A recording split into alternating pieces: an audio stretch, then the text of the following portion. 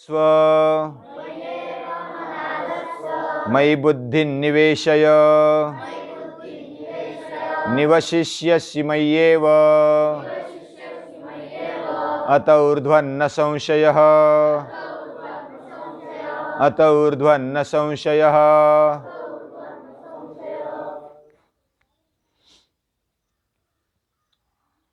12वां अध्याय ये भक्ति योग है और हमारे जीवन में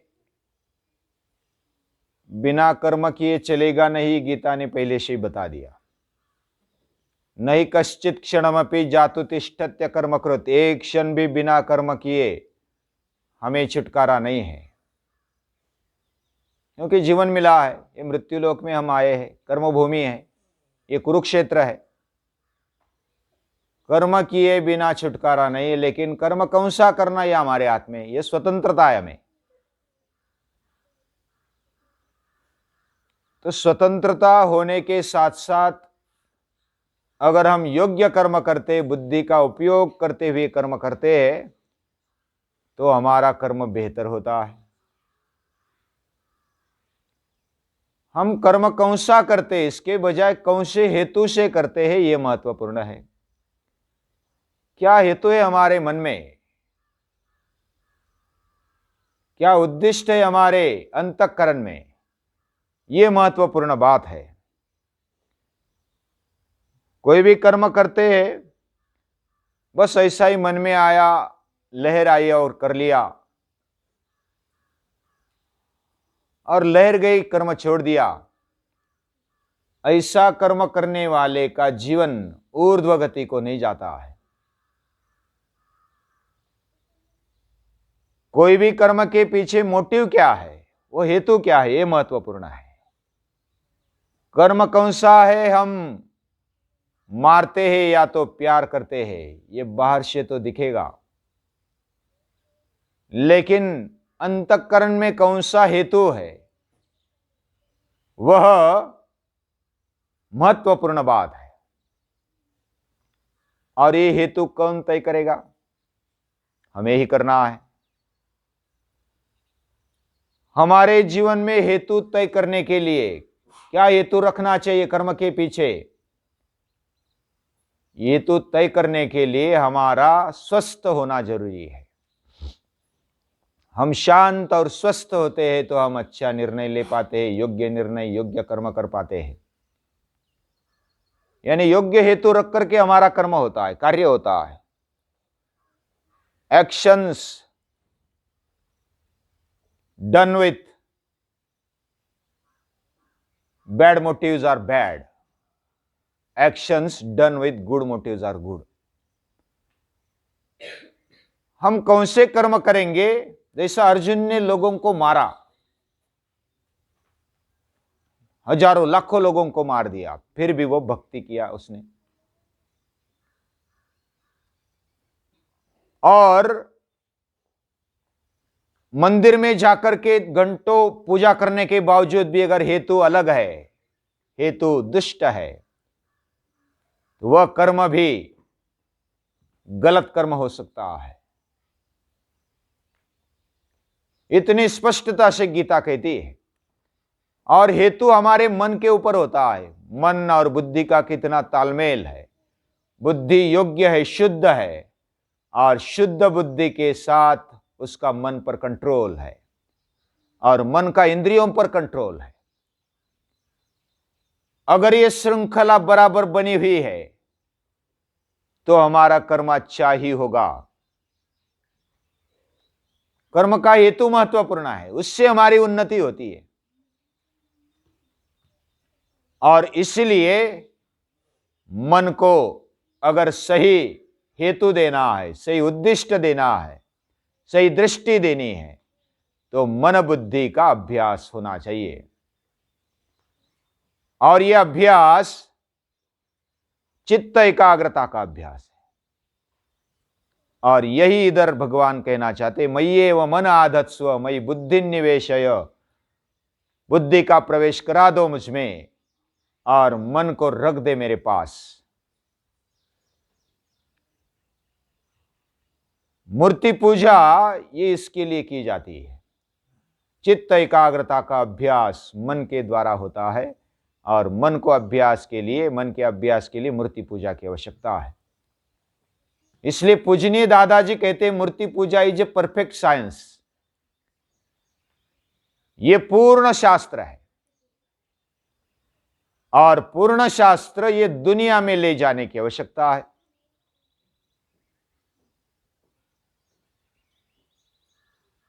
ये मन हर एक आदमी में रहता है और इसका अभ्यास होना चाहिए। ये योग शास्त्र है, ये गीता एक योग शास्त्र है, हमने पहले भी अभ्यास किया। तो योग शास्त्र ये मन को एक ठिकाने पर लाने के लिए, अभ्यास कराने के लिए ये बहुत ही महत्वपूर्ण है। और मन का अभ्यास जैसे जैसे हम करते जाएंगे वैसा ही हमारा हेतु शुद्ध होता जाएगा, हमारी दृष्टि बदलेगी, जीवन की ओर देखने की दृष्टि बदलेगी। जीवन को हम किस दृष्टि से देखते हैं? क्या उसको मौज मजा की दृष्टि से देखते हैं, भोग की दृष्टि से देखते हैं, या तो और उन्नत करने के लिए उसकी सोचते हैं? पहले तो मैं कौन हूं यह विचार करना चाहिए, फिर ध्यान में आ जाएगा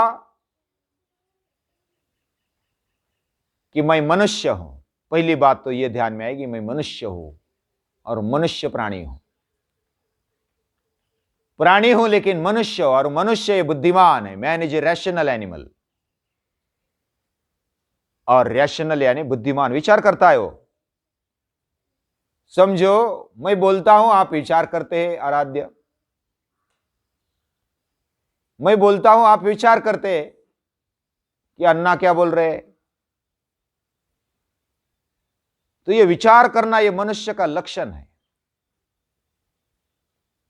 मैं कौन हूं? मननात् मनुष्य, मैं मनुष्य हूं, मैं मनन करता हूं इसलिए मनुष्य हूं। और मुझे क्या बनना है, क्या आगे बढ़ना है, किस तरह से आगे बढ़ना है, मुझे कैसे बनना है, यह भी बात महत्वपूर्ण है। मुझे क्या बनना है और कैसे बनना है, कैसे करना है, यह भी महत्वपूर्ण है। मैं मनुष्य हूं और मनुष्य का जीवन मुझे कहां तक ले जाना है? तो मुझे उत्तम बनना है, अच्छा बनना है और देवत्व की ओर जाना है। कैसे जाना है? तो मेहनत करते हुए पुरुषार्थ से मुझे जाना है। यह बात गीता बताती है, सतत पुरुषार्थ यह गीता बताती है।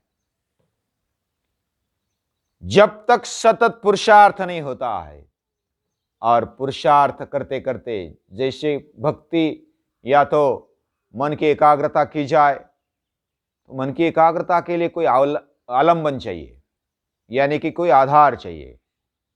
कोई बिना आधार के भी मन की एकाग्रता कर सकते हैं, ऐसे है क्या कोई है? गीता कहती है ज्ञानी भक्त यह केवल ज्ञान मार्ग पर चलने वाले वह निर्गुण निराकार की भक्ति करते हैं, और जो कुछ आधार लेकर, आलंबन लेकर, मूर्ति लेकर भक्ति करते हैं, या तो किसी आकार के साथ भक्ति करते हैं, तो वो सगुण भक्त है। और अर्जुन का प्रश्न है दोनों में से कौन श्रेष्ठ है?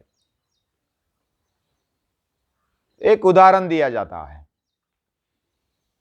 एक मां है और उसका एक बेटा अच्छा है, ज्ञानी है, बुद्धिमान है, वह सब कुछ अपने बलबूते पर कर सकता है, वह सभी व्यवहार करता है अच्छे से, व्यवहारिक ज्ञान उसके पास है। और एक लूला है, लंगड़ा है,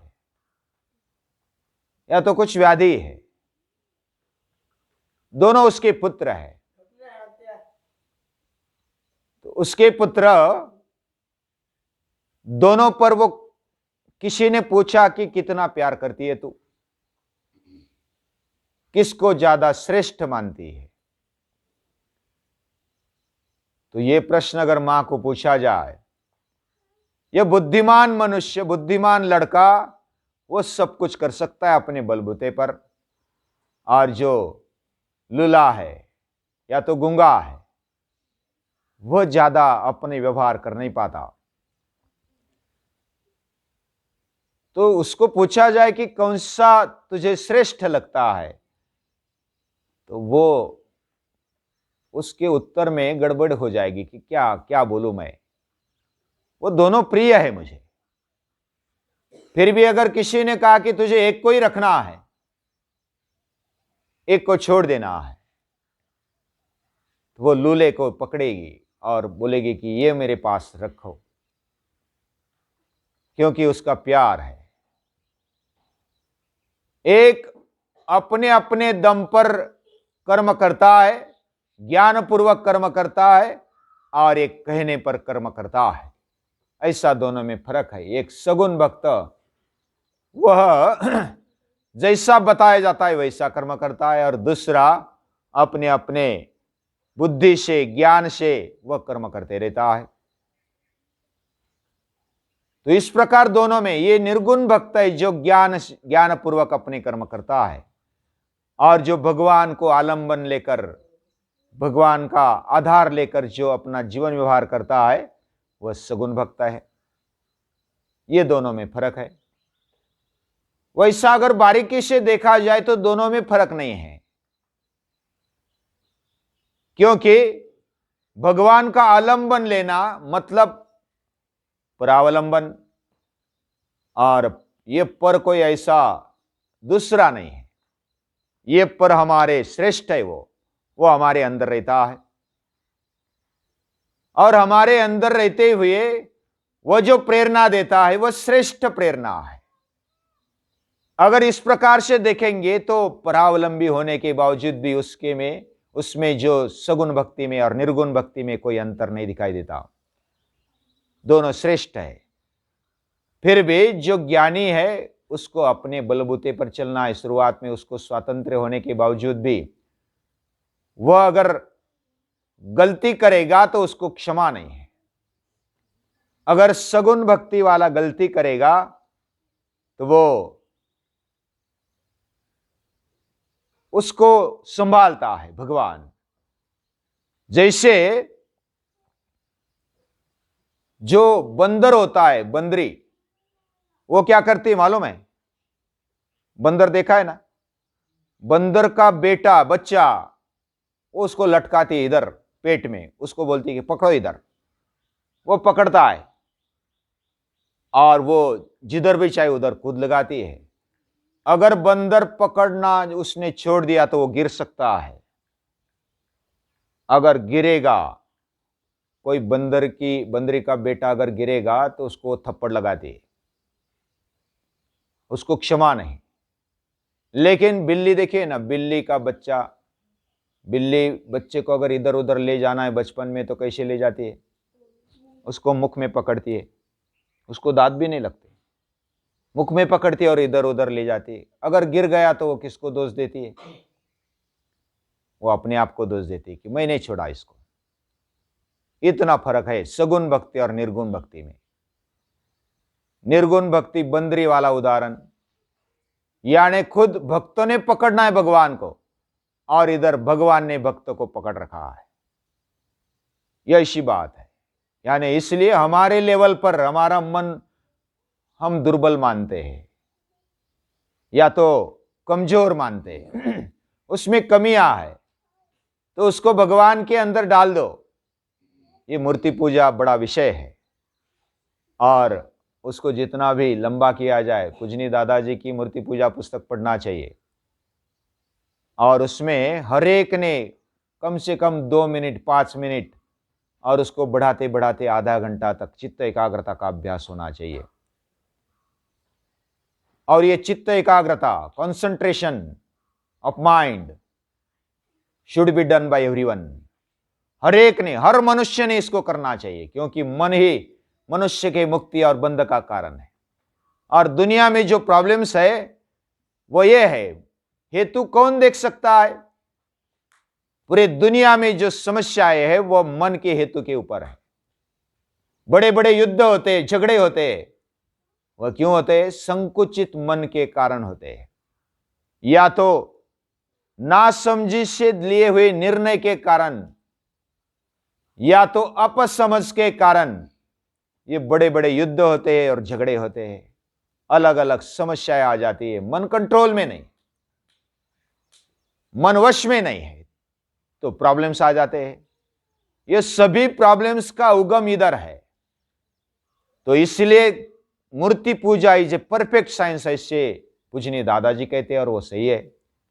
हरेक को मन की एकाग्रता का अभ्यास करना चाहिए, और मन बनेगा, पावरफुल बनेगा, संवेदनशील बनेगा और सतत विकास की ओर जाएगा। और ऐसा बनाना चाहिए, किसको नहीं चाहिए अपना मन पावरफुल होने के साथ साथ वो संवेदनशील होना चाहिए और सतत विकसनशील, प्रोग्रेसिव होना चाहिए। यानी पावरफुल, सेंसिटिव एंड प्रोग्रेसिव। ऐसा अगर मन होता है तो हमारे लिए अत ऊर्ध्वन न संशयः, हम विकास की ओर निश्चित जाएंगे, इसमें कोई शंका नहीं है। और भी इसके उपाय बताए, अलग अलग उपाय बताए, भक्ति के उपाय। जो जिसको अच्छा लगे वो उपाय वो कर सकता है। जैसे योग दर्शन में भी बताए, हमारे मन की प्रसन्नता के लिए, चित्त एकाग्रता के लिए अलग अलग उपाय है। उसमें सबसे बढ़िया उपाय है ईश्वर प्रणिधान, ईश्वर भक्ति, और वो 12वें अध्याय में बताया है। और है आगे, लेकिन धीरे धीरे हम अभ्यास करेंगे, जैसा हमें समझ में आता है वैसे धीरे धीरे चलेंगे। लेकिन पक्की समझ हमारी आनी चाहिए, होनी चाहिए, और ऐसी समझ हमारी बढ़े, ऐसा अभ्यास बढ़े। इसके लिए शक्ति, बुद्धि और भाव मांगते हैं। भगवान को नमस्कार है।